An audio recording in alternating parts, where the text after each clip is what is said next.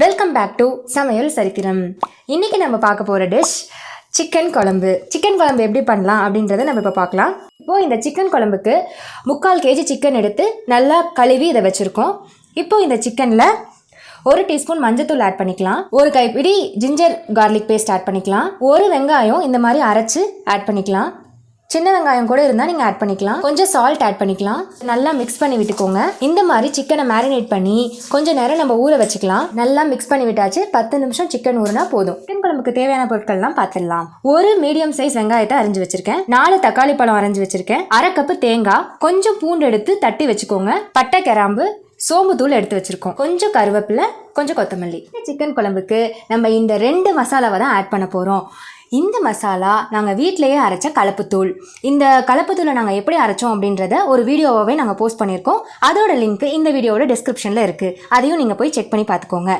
இந்த கலப்புத்தூளில் நான் 3/4 கிலோ சிக்கனுக்கு 2 ஸ்பூன் ஆட் பண்ண போகிறேன். அடுத்தது இந்த மசாலா நம்ம யூஸ்வலாக யூஸ் பண்ணுற ஒரு பிராண்டட் மசாலா தான். சக்தி, ஆச்சி எது வேணாலும் நீங்கள் யூஸ் பண்ணிக்கலாம்.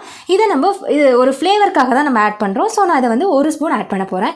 கடாய் ரொம்ப ஹீட் ஆகிடுச்சு. இப்போ நம்ம ஆயில் ஊற்றிக்கலாம். ஒரு 3 ஸ்பூன் ஆயில் ஊற்றிருக்கேன். இப்போ நம்ம சோம்புத்தூள் ஆட் பண்ணிக்கலாம். எண்ணெய் காஞ்சதும் சோம்புத்தூள் ஆட் பண்ணுங்கள். அடுப்பை ஓரளவுக்கு மீடியம் டு ஹை ஃப்ளேமில் வைங்க. ரொம்ப ஹை ஃப்ளேம் வேண்டாம். அடுத்தது பட்டை, கிராம்பை ஆட் பண்ணிக்கலாம். கொஞ்சம் கடல் பாசி லைட்டாக ஒரு ஃப்ளேவருக்காக வச்சுருக்கேன். அடுத்தது பூண்டு, இடித்து வச்ச பூண்டையும் ஆட் பண்ணிக்கலாம். இதெல்லாம் சேர்ந்து நல்லா பொரிஞ்சு வரட்டும். அடுத்தது கருவேப்பிலை போட்டு சேர்த்தே கிளறி விட்டுருங்க. இப்போ நம்ம வெங்காயத்தையும் ஆட் பண்ணிக்கலாம். நல்லா வதக்கி விடுங்க. இப்போ நம்ம நறுக்கி வச்சிருக்க தக்காளியும் ஆட் பண்ணிக்கலாம். பாருங்கள், தக்காளி நல்லா மசிச்சு வந்திருக்கு. தக்காளி நல்லா வதங்கிருச்சு. இப்போ நம்ம ஊற வச்ச சிக்கனை ஆட் பண்ணிக்கிறோம். சிக்கன் ஆட் பண்ணதும் இப்படி நல்லா கிளறி விட்டுக்கோங்க. நல்லா கிளறி விட்டதும் ஹை ஃப்ளேமில் இப்போ இதை நம்ம மூடி போட்டு மூடி வச்சிடும். சிக்கன் வேகிற கேப்பில் இப்போ நம்ம மசாலா ப்ரிப்பேர் பண்ணிக்கலாம். ஃபஸ்ட்டு நான் பிராண்டட் மசாலாவில் 1 ஸ்பூன் போடுறேன்.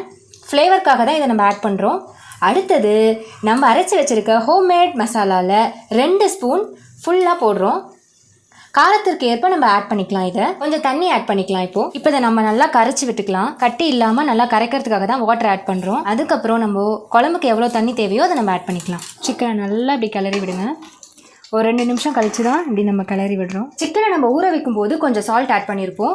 இப்போ குழம்புக்கு தேவையான கொஞ்சம் சால்ட்டை இப்போ நம்ம ஆட் பண்ணிக்கிறோம். உப்பு மட்டும் உங்கள் டேஸ்ட்டுக்கு ஏற்ற மாதிரி பார்த்து போட்டுக்கோங்க. இப்போ சிக்கன் வெந்துருச்சான்னு பார்த்துடலாம். சிக்கன்லேயே பாருங்கள் நல்லா தண்ணி விட்டுருக்கு. சிக்கன் வெந்திருக்கான்னு பார்த்துக்கலாம். நல்லா வெந்துருச்சு. இப்போ நம்ம கலந்து வச்சிருக்கிற மசாலா தண்ணியை ஆட் பண்ணிக்கலாம்.